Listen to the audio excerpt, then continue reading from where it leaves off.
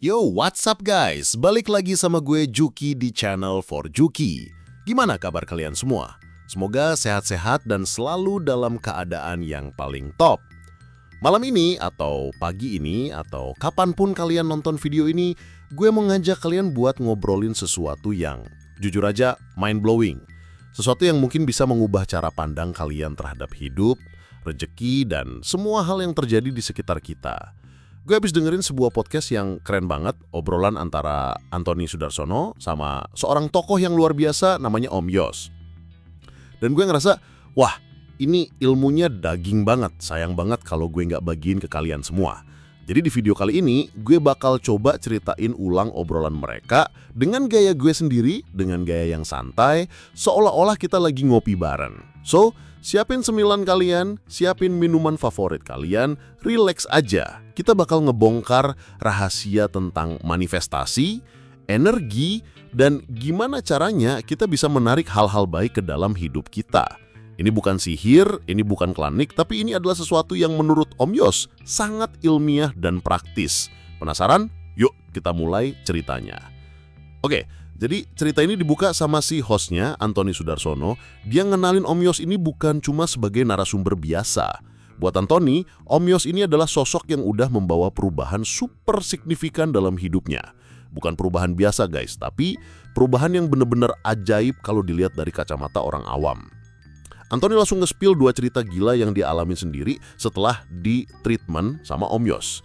Cerita pertama, ini soal studio miliknya. Bayangin guys, kalian lagi butuh sesuatu buat studio kalian, terus tiba-tiba entah dari mana ada orang yang ngasih barang senilai 200 juta rupiah gratis. Gila kan? Jadi ceritanya Anthony ini abis ikut sesi namanya Access Bars sama Om Yos. Nanti kita bahas lebih dalam soal Access Bars ini apa. Singkatnya, setelah sesi itu energinya, vibe-nya jadi lebih positif. Gak lama kemudian ada seorang mantan pecandu alkohol yang hubungin dia. Orang ini punya 450 botol minuman yang kalau ditotal nilainya 200 juta. Dan dia mau nyumbangin semuanya ke studio Anthony. Cuma-cuma. Alasannya simple, dia mau botol-botol itu jadi bagian dari sesuatu yang positif. Coba deh kalian pikirin, timingnya tuh loh, pas banget. Kayak alam semesta tuh lagi konspirasi buat ngabulin kebutuhan si Anthony. Itu baru cerita pertama. Cerita kedua lebih gila lagi, ini soal properti. Anthony punya rencana mau bangun kos-kosan, tapi belum juga dibangun, tanahnya aja mungkin masih dilihat-lihat. Tiba-tiba ada mantan komisaris Pertamina yang datang dan nawarin diri buat beli properti itu. Gak cuma nawarin, dia langsung transfer duit guys. Berapa? 3,5 miliar rupiah. 3,5 M. Kebayang nggak? Proyek belum jadi, udah ada yang bayar lunas di depan. Singkat cerita, ada sedikit drama keluarga dari pihak pembeli, istrinya nggak setuju. Tapi lucunya, si bapak komisaris ini malah bilang ke Anthony, udah, duitnya kamu simpen aja. What? Dikasih 3,5 M gitu aja? Dari 2 cerita ini aja, kita udah bisa ngerasain kan, ada sesuatu yang beda di sini. Ini bukan sekedar kebetulan. Ini adalah hasil dari sebuah perubahan. Perubahan yang terjadi dari dalam diri Anthony, yang dipandu oleh Om Yos. Nah sekarang pertanyaannya, siapa sih Om Yos ini? Kok bisa sesakti itu? Om Yos kemudian cerita soal latar belakangnya. Dan ternyata hidupnya nggak semulus yang kita bayangin. Dia tumbuh di sebuah kota kecil di Flores, di lingkungan yang nggak pernah ngajarin dia buat punya mimpi besar. Standar suksesnya ya jadi PNS, kerja aman, dapat pensiun, gitu aja. Dia pernah ada di titik terendah dalam hidupnya. Titik di mana dia ngerasa gagal total, finansial hancur, hubungan berantakan, dan dia mulai bertanya-tanya sama Tuhan, apa sih tujuan hidup gue sebenarnya? Dia ngerasa udah mentok, udah di dasar jurang. Tapi justru dari titik terendah itulah pencariannya dimulai. Dia nggak mau pasrah, dia mulai belajar, dia mulai mencari jawaban. Pencariannya ini membawa dia ke dunia practical sciences, ilmu-ilmu praktis kayak NLP, Neuro-Linguistic Programming, dan hipnoterapi. Ini bukan ilmu gaib ya guys, ini ilmu yang mempelajari cara kerja pikiran, bahasa, dan bagaimana itu semua mempengaruhi perilaku dan realita kita. Disitulah Om Yos nemuin aha momennya. Dia sadar, oh ternyata realita di luar sana, semua kejadian yang kita alamin, entah itu baik atau buruk, itu semua hanyalah cerminan dari apa yang ada di dalam diri kita.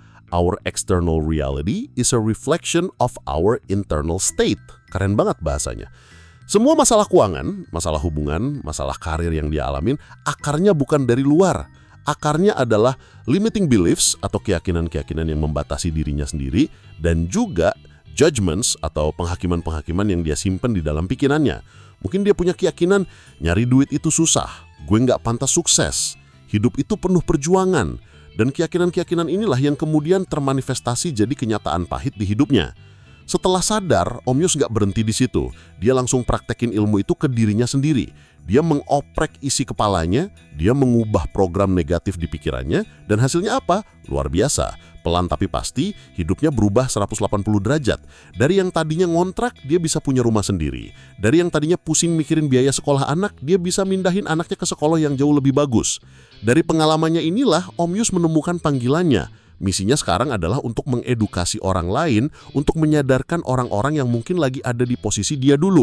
Dia mau ngasih tahu ke kita semua bahwa kondisi sulit yang kita alami sekarang itu bukan takdir final kita. Itu bisa diubah. Caranya dengan mengubah sudut pandang dan penghakiman yang ada di dalam diri kita. Kita bisa memanifestasikan kehidupan impian kita. Oke, konsepnya keren banget. Ubah dalamnya, luarnya ikut berubah. Tapi gimana cara kerjanya? Kok bisa pikiran kita ngaruh ke dompet kita, ke hubungan kita, ke semua hal? Nah, di sini Om Yos ngejelasin soal konsep energi. Mungkin kalian sering dengar istilah the law of attraction atau hukum tarik-menarik. Om Yos ngejelasin ini dengan lebih saintifik, yaitu lewat prinsip energi, frekuensi, dan vibrasi. Semua di alam semesta ini adalah energi. Meja, kursi, HP yang kalian pegang, bahkan tubuh kita, pikiran kita, emosi kita, semuanya adalah energi yang bergetar pada frekuensi tertentu. Nggak ada yang benar-benar padat. Om Yos ngasih analogi yang gampang banget dicerna. Analogi lalat dan lebah. Bayangin, lalat itu hidupnya di mana? Dia senangnya di tempat-tempat yang kotor, yang bau, yang jorok, ya tempat sampah. Kenapa? Karena frekuensi energi lalat itu cocok, nyambung dengan frekuensi tempat sampah. Lalat nggak akan nyari bunga di taman. Sebaliknya, lebah. Lebah senangnya di mana? Di taman bunga yang wangi, yang indah, yang penuh nektar. Kenapa? Karena frekuensi lebah itu cocok dengan frekuensi taman bunga. Lebah nggak akan mampir ke tempat sampah. Nah, kita sebagai manusia itu sama guys. Kita ini kayak pemancar energi. Emosi kita itu punya getaran atau vibrasi. Emosi-emosi negatif seperti rasa malu, rasa bersalah, iri, dengki, marah, kecewa, itu semua getarannya rendah, frekuensinya rendah. Kalau kita terus-terusan bergetar di frekuensi ini, kira-kira apa yang bakal kita tarik ke dalam hidup kita? Ya kita bakal narik kejadian-kejadian, orang-orang dan situasi yang frekuensinya sama rendahnya. Kita bakal nyangkut di realita tempat sampah. Rejeki seret, ketemu orang yang nyebelin terus, kena tipu, dan masalah-masalah lainnya. Sebaliknya, emosi-emosi positif seperti rasa syukur, damai, cinta, bahagia, sukacita, itu semua getarannya tinggi, frekuensinya tinggi. Kalau kita bisa menjaga diri kita untuk terus bergetar di frekuensi ini, maka kita akan menarik hal-hal yang sefrekuensi. Kita akan masuk ke realita taman bunga. Tiba-tiba dapat proyek gede, ketemu partner bisnis yang jujur, hubungan sama pasangan jadi harmonis, badan lebih sehat, like attracts like, yang sama akan menarik yang sama. Jadi kuncinya adalah menaikkan frekuensi vibrasi kita. Gimana caranya? Ya dengan mengelola emosi dan pikiran kita. Dengan lebih banyak bersyukur, lebih banyak berdamai dengan diri sendiri, lebih banyak merasakan sukacita. Simple, tapi prakteknya butuh kesadaran penuh. Nah, ngomongin soal cara menaikkan frekuensi, Om Yos punya satu metode andalan yang tadi udah kita sebut di awal, yaitu Access Bars. Ini bagian yang paling menarik buat gue. Apa sih Access Bars ini? Apakah ini semacam terapi psikologi biasa? Ternyata beda guys, beda banget. Om Yos ngejelasin kalau terapi lain mungkin mengharuskan kliennya buat cerita lagi soal trauma masa lalunya, ngorek-ngorek lagi luka lama yang kadang malah bikin capek dan sakit lagi. Access Bars ini nggak kayak gitu. Metode ini sama sekali nggak nyuruh kita buat ngomongin masalah kita. Prosesnya sangat simpel dan rileks. Terapisnya hanya akan menyentuh dengan lembut 32 titik spesifik yang ada di kepala kita. Setiap titik ini terhubung dengan aspek-aspek kehidupan yang berbeda, kayak uang, kontrol, kreativitas, kesedihan, kegembiraan, dan lain-lain. Terus apa yang terjadi pas titik-titik itu disentuh? Om Yus ngasih analogi yang keren, kayak ini seperti menekan tombol delete di komputer.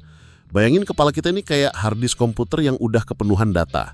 Isinya macam-macam, ada file-file penting tapi lebih banyak sampahnya. File-file trauma, keyakinan negatif, emosi terpendam, penghakiman dari orang lain yang kita telan mentah-mentah. Sampah-sampah inilah yang bikin komputer kita jadi lemot, sering ngehang, gampang kena virus. hidup kita jadi berat. Nah, sentuhan lembut di 32 titik bars ini secara energi akan melepaskan muatan-muatan elektromagnetik dari pikiran, perasaan, dan emosi yang terkunci itu. Dia akan menghapus file-file sampah yang udah nggak relevan lagi. Prosesnya kayak ngeformat hard disk. Setelah diformat, apa yang terjadi? Komputer kita jadi enteng, performanya jadi meningkat drastis. Begitu juga dengan kita. Setelah sesi access bars, orang biasanya ngerasa jauh lebih rileks, lebih plong, lebih lengang. Beban pikiran yang selama ini nggak sadar kita pikul, tiba-tiba lepas gitu aja. Dan efeknya, kita jadi lebih bisa menerima ide-ide baru, menerima peluang, menerima rejeki, menerima kebahagiaan. Ruang di kepala kita jadi lebih lega untuk diisi hal-hal yang positif. Om Yos bahkan cerita, keluarganya sendiri yang awalnya ragu sama metode terapi dia yang lain, malah jadi ketagihan sama access bars. Kenapa? Karena prosesnya nyaman, nggak perlu cerita macem-macem, tinggal tiduran, disentuh kepalanya, bangun-bangun udah ngerasa enak. Efeknya instan dan positif. Obrolan mereka makin dalam lagi guys. Mereka ngebahas soal konsep kebahagiaan. Banyak dari kita kan mikir, gue bakal bahagia kalau gue punya uang banyak. Gue bakal bahagia kalau gue punya pasangan yang sempurna. Gue bakal bahagia kalau gue punya mobil mewah. Bahagianya kita itu selalu bersyarat, selalu tergantung sama hal-hal di luar diri kita. Om Yos ngasih pencerahan, kebahagiaan sejati itu bukan soal itu semua. Kebahagiaan sejati itu bukan tentang apa yang kita punya, tapi tentang menjadi siapa kita. It's not about having, it's about being. Ini soal keselarasan internal. Saat kita bisa berdamai dengan diri sendiri, saat kita bisa bahagia tanpa syarat, justru hal-hal eksternal yang kita inginkan itu akan datang dengan sendirinya sebagai bonus. Ini nyambung juga ke obrolan soal pasangan. Banyak kan yang pengen pasangannya berubah? Coba aja suami gue lebih ngertiin. Coba aja istri gue nggak boros. Kita sibuk pengen ngubah orang lain. Kata Om Yos, itu cara yang salah dan melelahkan. Satu-satunya orang yang bisa kita ubah adalah diri kita sendiri. Fokus aja buat transformasi diri. Fokus buat mempercantik taman di dalam diri kita. Saat taman kita udah indah, wangi, dan penuh bunga, kupu-kupu, dalam hal ini pasangan yang lebih baik atau versi terbaik dari pasangan kita, akan datang dengan sendirinya. Perubahan positif dari diri kita itu punya efek riak. Dia akan mempengaruhi orang-orang dan lingkungan di sekitar kita secara alami, tanpa perlu dipaksa. Jadi kalau kalian ngerasa hidup kalian lagi stuck, lagi gitu-gitu aja, coba deh berhenti sejenak. Jangan-jangan selama ini kita terlalu sibuk nyalahin keadaan, nyalahin orang lain, dan berusaha mengubah dunia luar. Mungkin ini saatnya kita pulang, ngeliat ke dalam diri kita sendiri. Program apa yang berjalan di pikiran gue? Keyakinan apa yang membatasi gue? Energi apa yang lagi gue pancarkan setiap hari? Apakah energi lalat atau energi lebah? Gimana guys? Panjangnya obrolan kita ya. Tapi semoga kalian dapat intisarinya ya. Ini benar-benar sebuah pengingat yang kuat banget buat gue pribadi, dan semoga buat kalian juga amin. Poin utamanya adalah perubahan itu selalu dimulai dari dalam. Kita punya kekuatan buat mendesain ulang realita kita dengan cara mengubah dunia internal kita terlebih dahulu. Dengan mengubah pikiran, keyakinan, dan yang terpenting, frekuensi energi kita. Coba deh mulai dari hal kecil. Setiap pagi coba ucapin rasa syukur. Saat ada emosi negatif muncul, coba sadari aja. Jangan dilawan, tapi jangan juga dipelihara. Coba fokus pada hal-hal yang bikin kalian ngerasa damai dan bahagia. Ibaratnya, kita lagi berkebun, kita lagi merawat taman di dalam diri kita. Percaya deh, kalau taman kita udah indah, hal-hal indah lainnya pasti akan berdatangan. Gue rasa segitu dulu cerita dari podcast inspiratif antara Anthony Sudarsono dan Om Yos. Kalau kalian penasaran pengen dengerin versi lengkapnya, gue udah taruh linknya di deskripsi di bawah ya. Sangat-sangat direkomendasikan. Thank you banget udah nonton sampai akhir. Kalau kalian suka sama konten kayak gini, jangan lupa buat like, komen, dan subscribe. Biar kita terus bisa belajar bareng. Coba deh share di kolom komentar bagian mana dari cerita ini yang paling kena buat kalian. Gue Juki, sampai jumpa di video selanjutnya. Tetap positif, tetap naikkan vibrasi kalian. Ciao.